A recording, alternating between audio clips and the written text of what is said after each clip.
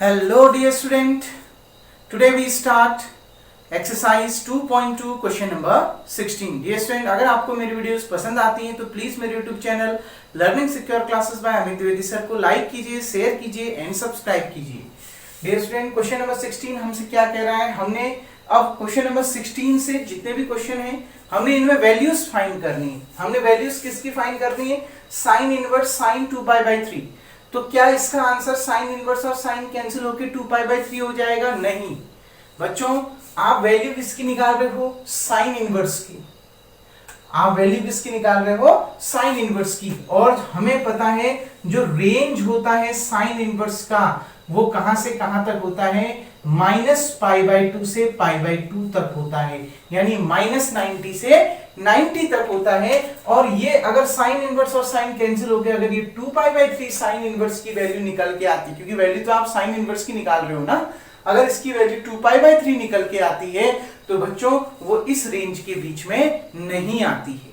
Clear? उसने -90 से 90 के बीच में आना पड़ेगा, तो वो नहीं आएगी. इसका मतलब है इसको हम सीधे सॉल्व नहीं कर सकते. अब हम इसको थोड़ा सॉल्व करेंगे. कैसे? देखो, साइन इनवर्स साइन ऐसे ही रहने दिया.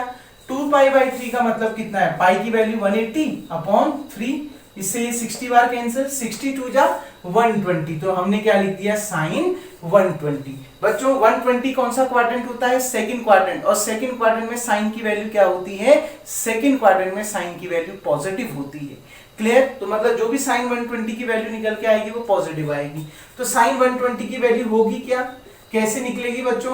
120 सेकंड क्वाड्रेंट में है ना, तो सेकंड क्वाड्रेंट में हम जो भी वैल्यू निकालते हैं वो 180 माइनस थीटा करके निकालते हैं. क्यों? क्योंकि उससे साइन साइन में ही रहता है, कॉस कॉस में ही रहता है, टेन टेन में, कॉट कॉट में, सेक सेक में, कॉसेक कॉसेक में रहता है. मैंने आपको 11th क्लास में अच्छे से बताया था. अगर आपको कंफ्यूजन है तो 11th क्लास 11th मैथ्स आप देख सकते हैं. चैप्टर नंबर 3 मैंने उसकी वीडियो बना रखी है, आप उसमें अच्छे से फिर से इसको कॉन्सेप्ट को पढ़ सकते हैं. डियर स्टूडेंट, देखिए अब हमने इसको निकाल दिया सेकंड क्वाड्रेंट में. अब देखिए बच्चों, हमें पता है साइन 180 माइनस थीटा साइन ही रहता है. बेस एंगल अगर 180 और 360 रहेगा तो साइन साइन में ही रहेगा, क्योंकि ये सेकंड क्वाड्रेंट है और सेकंड क्वाड्रेंट में साइन की वैल्यू पॉजिटिव होती है, तो ये प्लस साइन थीटा आएगा. क्लियर बच्चों? तो देखिए साइन 180 माइनस 60 की वैल्यू कितनी हो गई? साइन 60. क्लियर? साइन इनवर्स और साइन क्या हो गया? कैंसिल. बच्चों इसको हम ऐसे भी समझ सकते हैं, साइन 60 को हम क्या लिख सकते हैं? 60 को हम लिखते हैं π/3 लिखते हैं ना.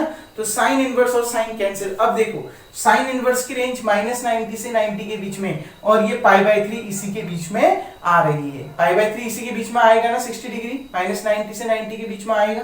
तो अब इसको हम सीधे सॉल्व कर सकते हैं. साइन इनवर्स और साइन कैंसिल, और आंसर कितना आ गया? π/3.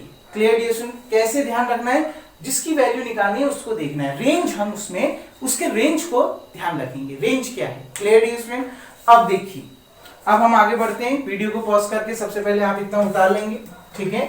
अब हम आगे बढ़ते हैं बच्चों. देखिए अब इसका 17th क्वेश्चन क्या कह रहा है बच्चों, उसको ध्यान से समझते हैं. 17th क्वेश्चन कह रहा है tan इनवर्स tan 3π/4 की वैल्यू फाइंड करो. अब वैल्यू किसकी निकालनी है? tan inverse tan 3π/4. बच्चों रेंज ऑफ tan इनवर्स क्या होता है? जो रेंज होता है tan इनवर्स का वो क्या होता है? वो होता है -π/2 से π/2. Open interval.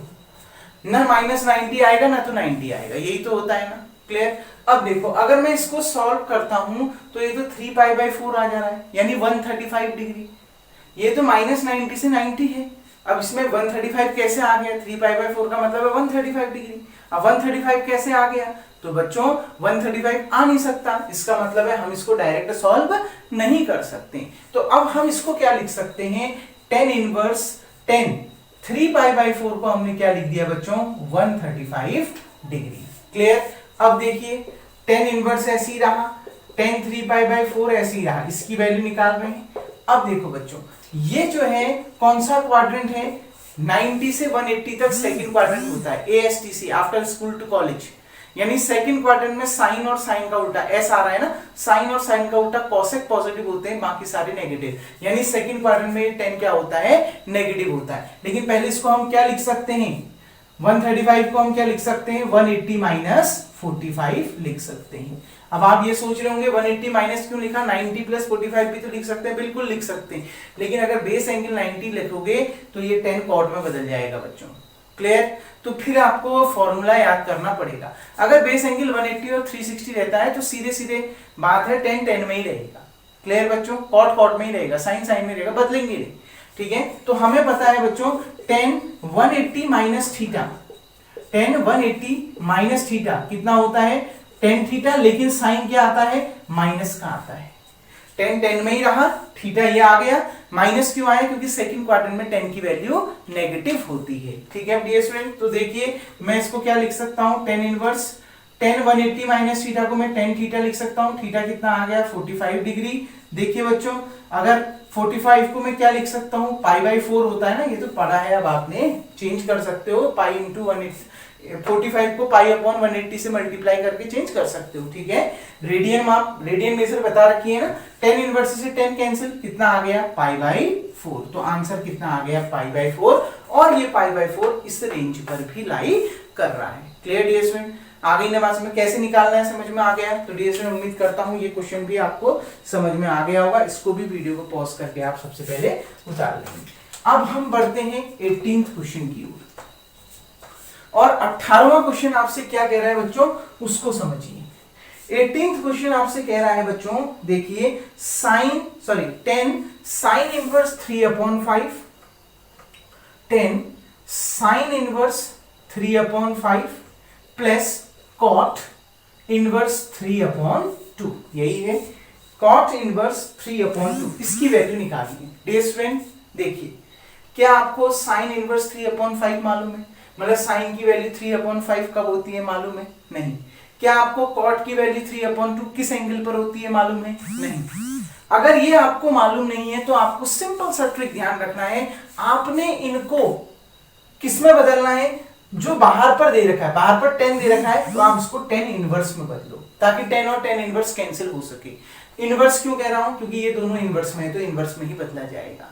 क्लियर? अगर आपको ये नहीं पता है कि ये पर्टिकुलर वैल्यू साइन की किस एंगल पर होता है, अगर ये आपको मालूम नहीं है तो आप इसको किस में कन्वर्ट करिए, आप इसको कन्वर्ट करिए जो बाहर पर आपको दे रखा है उसकी तरफ, ताकि ये कैंसिल हो जाए। ये 10 है तो अंदर 10 इनवर्स में लाने की कोशिश करिए। तो देखो कैसे होगा बच्चों, बस बहुत सिंपल सा ट्रिक है। देखिए, let sine inverse 3/5 equals to x, इसको x मान लिया, ये साइन इनवर्स उधर चला गया तो 3/5 इक्वल्स टू कितना हो गया, साइन x। अगर साइन x आपको 3/5 मिल गया, मतलब ये एक ट्रिग्नोमेट्रिक रेशियो है ना, और trigonometric ratio right angle triangle में अप्लाई होती है, तो ये राइट एंगल ट्राइंगल है, ये थीटा हो गया, या यहाँ पर थीटा की जगह में x है तो ये x हो गया। क्लियर? अगर ये x है तो इसके सामने वाली साइड परपेंडिकुलर हो गई। Sign Pandit Badri Prasad upon her हर बोले P/H, तो ये क्या होता है P/H, यानी परपेंडिकुलर 3 हो गया और हाइपोटेनस 5 हो गया, तो बेस अपने आप कितना आ जाएगा, 4 आ जाएगा। कैसे निकाला, 5 का स्क्वायर 25 माइनस 3 का स्क्वायर 9, 25 माइनस 9 16, 16 का स्क्वायर रूट 4, नेगेटिव वैल्यू छोड़ देंगे, प्लस माइनस 4 होता है, प्लस 4 लेंगे, माइनस 4 क्यों नहीं, क्योंकि साइड कभी भी नेगेटिव नहीं हो सकती। ये तो ओरली निकल गया, कोई डाउट है इसमें? अब देखो साइन x निकल गया, हमें इसको साइन इनवर्स को 10 में बदलना है, तो 10x क्या होगा बच्चों, पंडित बद्री प्रसाद, फिर p आया अपॉन हर हर बोले, यानी HHB अपॉन में b आया, p/b, थर्ड वैल्यू होती है ना, तो p/b, ये होता है पंडित बद्री प्रसाद अपॉन हर हर बोले, तो p/b आपका क्या हो गया, 10 हो गया। क्लियर? तो 10x निकल गया। तो देखो बच्चों, p कितना दे रखा है, p आपको दे रखा है 3, b दे रखा है आपको 4। क्लियर? अब ये x है, 10 उधर गया तो कितना हो गया, x equal to 10 inverse 3/4। Actual में ये x है क्या, ये x है sine inverse 3/5। That implies that sine inverse 3/5 की वैल्यू आपको कितनी मिल गई, 10 इनवर्स 3/4 मिल गई। कोई डाउट? इसको आपने इक्वेशन नंबर 1 मान लिया। सिमिलरली इसी तरीके से देखो बच्चों, अब क्या करोगे, कॉट इनवर्स 3/2 को, ऊपर वाले को x मान लिया है तो इसको y मानो, तो कॉट इनवर्स उधर जाके कॉट हो जाएगा, 3/2 इक्वल्स टू कॉट y। ये भी ट्रिग्नोमेट्रिक रेशियो है, राइट एंगल ट्राइंगल के लिए अप्लाई होगा, लेकिन ऐसे निकालने की जरूरत नहीं है। क्यों? क्योंकि हमको पता है कॉट का उल्टा 10 होता है। यहाँ से तो 10 की वैल्यू सीधे निकल जाएगी। हमने क्या कहा, इसको भी 10 में बदलो, इसको भी, क्यों, क्योंकि बाहर से 10 है तो इसको भी 10 इनवर्स में लाओ, उसको भी 10 इनवर्स में लाओ, ताकि 10 इनवर्स और 10 कैंसिल हो सके। तो देखिए हम इसको 10 में कैसे बदलेंगे, तो 10y कितना हो जाएगा, इसका उल्टा 3/2 का उल्टा 2/3, तो ये y इधर रहा, ये 10 उधर गया, तो y इक्वल्स टू 10 इनवर्स 2/3। बच्चों एक्चुअल में ये y है क्या, ये y है cot इनवर्स 3/2, तो y की जगह में cot इनवर्स 3/2 लिख दिया, उसकी वैल्यू कितनी आ गई, 10 इनवर्स 2/3। कोई डाउट, इसको हमने मान लिया equation number 2। Clear dear student. Now अब जो हमने निकालना है, देखिए 10 sine inverse 3/5 plus cot inverse 3/2 equals to 10 ऐसी रहा। बच्चों साइन इनवर्स 3/5, साइन इनवर्स 3/5 की वैल्यू निकल गई 10 इनवर्स 3/4 प्लस कॉट इनवर्स 3/2 की वैल्यू निकल गई 10 इनवर्स 2/3।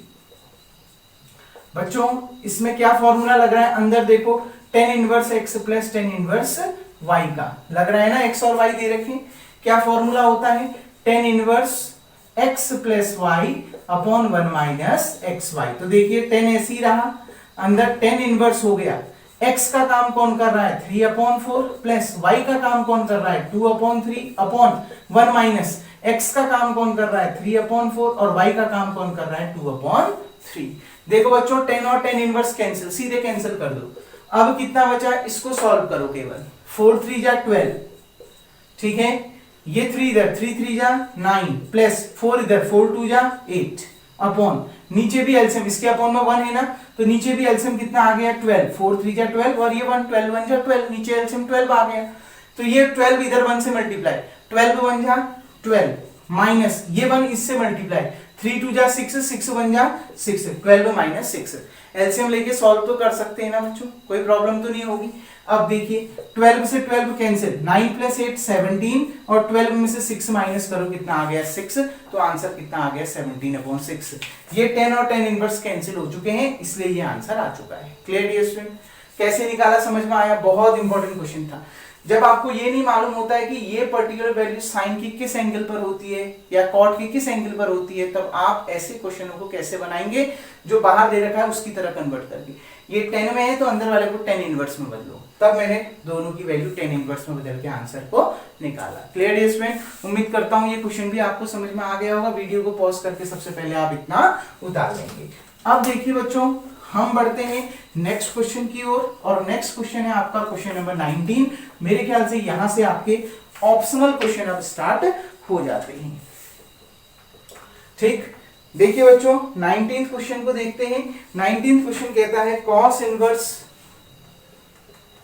cos 7π/6 इसकी वैल्यू निकालो, ये किसके बराबर है। फिर से वही बात, क्या cos इनवर्स और cos कैंसिल हो गए, आंसर 7π/6 आएगा। बच्चों देख लेते हैं रेंज क्या होती है cos इनवर्स की, क्योंकि वैल्यू तो आप cos इनवर्स की निकाल रहे हो ना। जब ऐसे क्वेश्चनों को सॉल्व करोगे तो बाहर से अगर cos इनवर्स है तो देख लेना cos इनवर्स की रेंज क्या है। डियर स्टूडेंट cos इनवर्स की रेंज क्या होती है 0 to π, मतलब इसमें फर्स्ट और सेकंड क्वाड्रेंट आ जाता है। अगर ये 7π/6 फर्स्ट और सेकंड क्वाड्रेंट में लाई कर रहा होगा तो यही आंसर होगा, नहीं लाई कर रहा होगा तो ये आंसर नहीं होगा।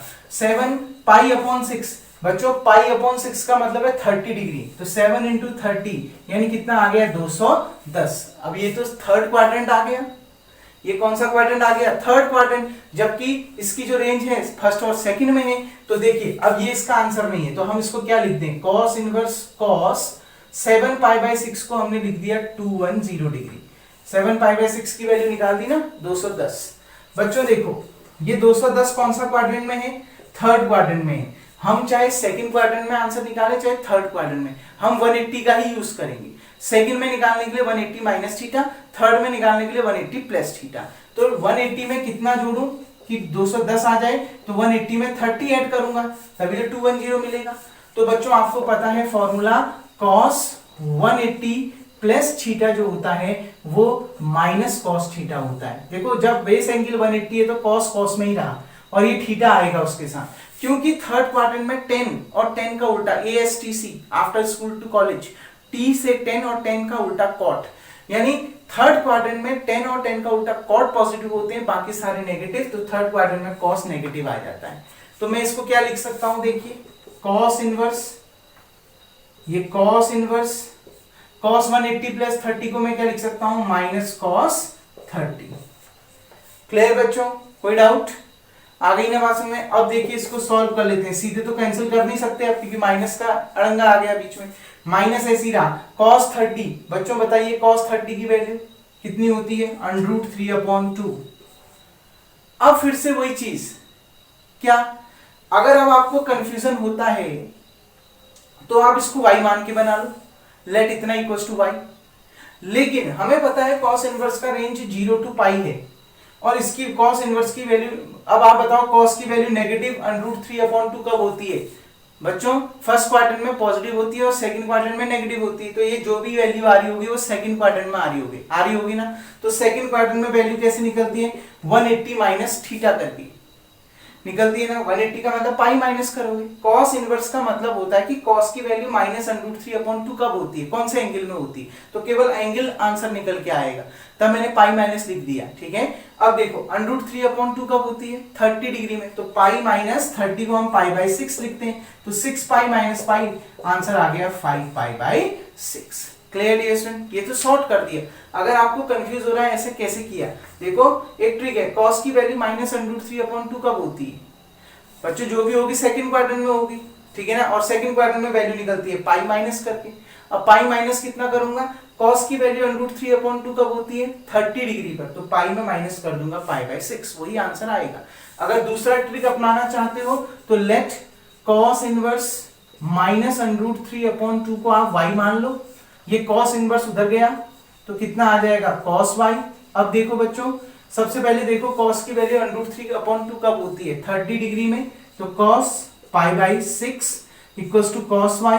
अब देखिए कैंसिल तो हो नहीं सकता क्योंकि यहाँ नेगेटिव है, cos की वैल्यू नेगेटिव कब होती है, सेकंड क्वाड्रेंट में, तो cos y इक्वल्स टू, अब सेकंड क्वाड्रेंट में अगर नेगेटिव होती है तो पाई माइनस करना पड़ेगा, सेकंड क्वाड्रेंट में हम जो भी वैल्यू निकालते हैं पाई माइनस करते हैं, तो माइनस cos π/6 को मैं cos पाई माइनस π/6 लिख सकता हूं, cos से cos कैंसिल, y equals to 6 pi minus 5, कितना आ गया 5 π/6, तो आंसर कितना आ गया 5 π/6। देखो यहां से भी उतना ही आ रहा है, यहां से भी समझना है, cos की वैल्यू नेगेटिव है तो सेकंड क्वाड्रेंट में होगी, सेकंड क्वाड्रेंट में पाई माइनस करके निकालेंगे, ठीक है। √3/2 कब होती है, π/6, तो पाई में π/6 माइनस कर दो, वही आंसर आएगा। क्लियर डियर स्टूडेंट, तो ऑप्शन कौन सा सही है, option B option is the right option. Clear dear student, तो वीडियो को पॉज करके सबसे पहले आप इतना उतार लेंगे। अब देखिए हम 19th क्वेश्चन की ओर बढ़ते हैं और जल्दी से इस एक्सरसाइज को फिर 20 क्वेश्चन को करके अगला क्वेश्चन करके खत्म करते हैं। डियर स्टूडेंट देखिए, साइन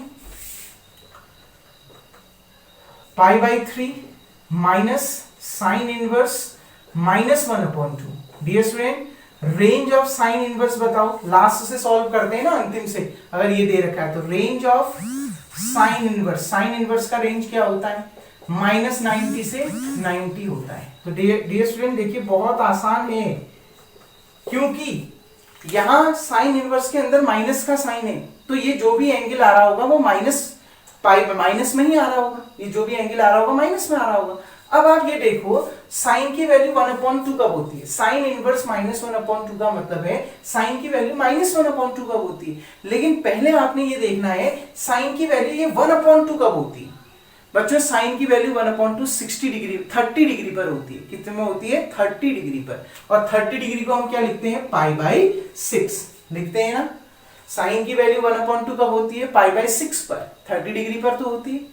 अब यहां पर अगर नेगेटिव का साइन है तो यहां पर भी कौन सा साइन लगा दो, नेगेटिव का साइन लगा दो, क्योंकि उसका रेंज ही वो होता है ना। कोई डाउट, देखो साइन की वैल्यू 1/2 कब होती है, π/6, यहां पर माइनस का साइन है तो माइनस लगा दो, प्लस का साइन है तो प्लस लगा दो। कोई डाउट। अब देखिए बच्चों, sine minus minus plus, π/3 plus π/6। Clear, solve करिए बच्चों।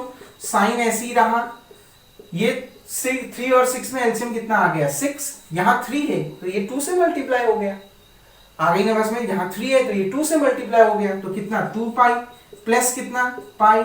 अब देखो साइन 2 पाई प्लस पाई कितना हो गया 3 पाई अपॉन 6, यानी साइन 3 से ये 2 बार कैंसिल, साइन पाई बाई 2 और साइन 90 की वैल्यू होती है 1, तो यही आपका इसका आंसर होगा। कोई डाउट? देखिए बच्चों बहुत आसान सा क्वेश्चन है, माइनस माइनस प्लस हो गया, सॉल्व करा, एलसीएम 6 आया, यहाँ 3 है तो 2 से मल्टीप्लाई करना पड़ेगा 2 पाई, यहाँ 6 है तो किसी से मल्टीप्लाई नहीं करना, 2 pi plus pi, 3 pi by 6 को पाई बाई 2, पाई बाई 2 कब होती है, साइन पाई बाई 2 की वैल्यू 1 होती है, तो वही आपका आंसर है। तो कौन सा ऑप्शन सही है बच्चों?